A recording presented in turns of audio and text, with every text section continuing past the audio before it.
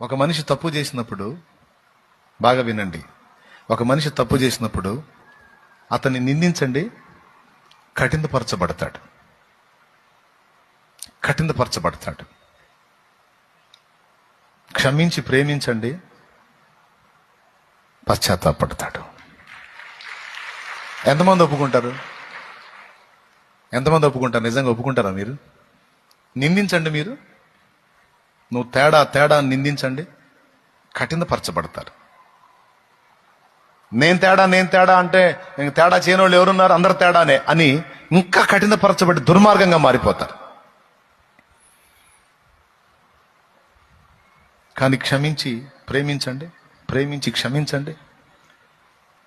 ఇగో నువ్వు తేడా పడ్డావు, చాలా పెద్ద ద్రోహమే చేశావు, అయినా నేను నిన్ను ప్రేమిస్తున్నాను అను, గుండె పగిలిపోద్ది.